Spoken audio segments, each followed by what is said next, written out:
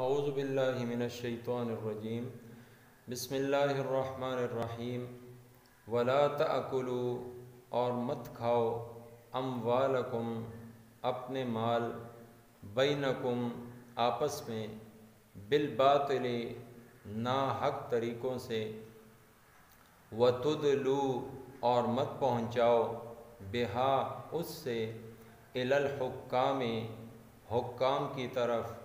لتأکلوا تاکہ کھاؤ فریقاً ایک حصہ من اموال الناس لوگوں کے مالوں میں سے بالاثم گناہ کے ذریعے وانتم تعلمون اور تم خوب جانتے ہو۔ سورہ بقرہ کی آیت نمبر 188 آج کے درس میں شامل ہے۔ اس رکوع میں رمضان المبارک کے حوالے سے روزے کی اہمیت، روزے کی فضیلت، روزے کے مختلف مسائل، دعا کی ترغیب، یہ ساری چیزیں گزر گئیں۔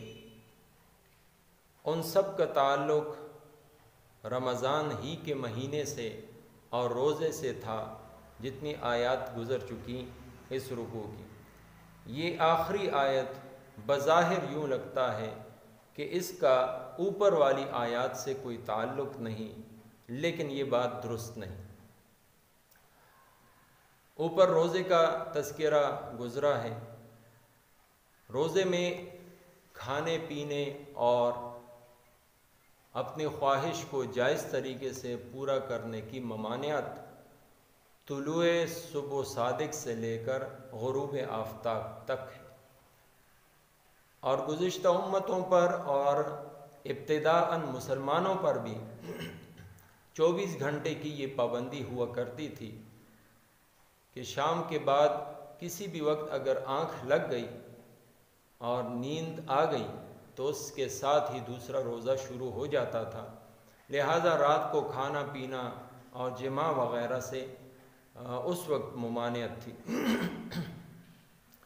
اب یہ جائز چیزیں سارا دن انسان ان سے احتراز کرتا ہے۔ بہترین کھانے موجود ہیں لیکن ان سے رکا رہتا ہے، بہترین مشروبات موجود ہیں لیکن ان کا ایک گھونٹ بھی دن کے وقت یہ لینا اپنے اوپر حرام سمجھتا ہے۔ اسی طریقے سے جائز بیوی جس کے ذریعے یہ اپنی جائز خواہشات کو پورا کر سکتا ہے وہ بھی موجود ہے، لیکن دن کے وقت اس کی طرف آنکھ اٹھا کر بھی نہیں دیکھتا۔ تو یہ ساری حلال چیزیں اس کے لیے ایک ماہ تک ایک ٹریننگ کی صورت ہے، ایک تربیت اس کے لیے کی جا رہی ہے کہ تم اللہ کے حکم سے حلال چیزیں چھوڑ سکتے ہو ایک ماہ تک، تو اس کے ذریعے تمہارے اندر اتنا جذبہ اور اتنا تمہارے اندر اللہ رب العزت نے صلاحیت اور اہلیت پیدا کر دی ہے کہ اب 11 ماہ تم حرام سے رک سکتے ہو۔ چنانچہ اس آخری آیت میں اللہ تعالیٰ نے حرام کھانے سے، حرام مال استعمال کرنے سے، حرام طریقوں سے مال جمع کرنے سے اللہ تعالیٰ نے منع فرمایا ہے۔ تو اس روزے کا فلسفہ یہی ہے کہ انسان کے اندر تقوی اور پرہیزگاری پیدا ہو جائے، نافرمانی اللہ رب العزت کی انسان کے اندر سے نکل جائے، اور ہر قسم کی ایسی مشتبہ چیز اور حرام چیز جو اللہ رب العزت نے منع کی ہوئی ہے اس سے انسان بچنے والا بن جائے۔ یہی ہے تقوی کا فلسفہ اور یہی ہے روح روزے کی۔ چنانچہ انسان جب ایک ماہ تک یہ ٹریننگ لے لیتا ہے تو اب اس کے اندر اتنا ملکہ پیدا ہو گیا کہ باقی 11 ماہ یہ حرام چیزوں سے بھی رک سکتا ہے۔ اس آخری آیت میں اللہ تعالیٰ ارشاد فرماتے ہیں وَلَا تَأْكُلُوا أَمْوَالَكُمْ بَيْنَكُمْ بِالْبَاطِلِ، آپس میں ایک دوسرے کے مال حرام طریقوں سے مت کھاؤ۔ ہر وہ طریقہ جو شریعت کی نظر میں ممنوع ہے، ناجائز ہے، وہ اس باطل کے اندر آ گئے۔ ہر حرام آمدن کا طریقہ وہ ولا تاکلوا اموالکم بینکم بالباطل کے اندر موجود ہیں، چاہے وہ رشوت ہے، وہ جوا ہے، وہ سود کا پیسہ ہے، وہ ناجائز مال ہے، وہ کسی کا مال قبضہ کر لینا ہے، وہ ماں اور بہن اور بیٹی وغیرہ کی میراث کو قبضہ میں اپنے لے لینا ہے، یا کسی بھی طریقے سے اس نے دوسرے کا مال ہتھیا لیا، یہ سارے کے سارے حرام اور ناجائز طریقے ہیں۔ ان حرام سے خود بچو، اور تدلو بہا الی الحکام، رشوت دے کر کسی اور کا حق اپنے نام مت کرا لینا۔ ایسا کرنے سے اگر تمہاری چرب زبانی کی وجہ سے یا تمہارے مال دینے کی وجہ سے، رشوت کی وجہ سے قاضی نے فیصلہ کر بھی دیا، نافذ بھی ہو گیا، لیکن دوسرے کا مال وہ ناحق طریقے سے یہ لینا ہے، اور یہ لینا ناحق طریقے سے بالکل ممنوع ہے۔ اگرچہ قاضی نے فیصلہ تمہارے حق میں کر دیا، لیکن پھر بھی حرام ہی ہے، تمہارے لیے اس کا کھانا، اس کا استعمال کرنا وہ ناجائز ہے۔ یہاں جو فرمایا وَلَا تَأْكُلُوا أَمْوَالَكُمْ، مال ایک دوسرے کے نہ کھاؤ۔ نہ کھاؤ کا مطلب یہ ہے کہ اپنے قبضے میں نہ لو،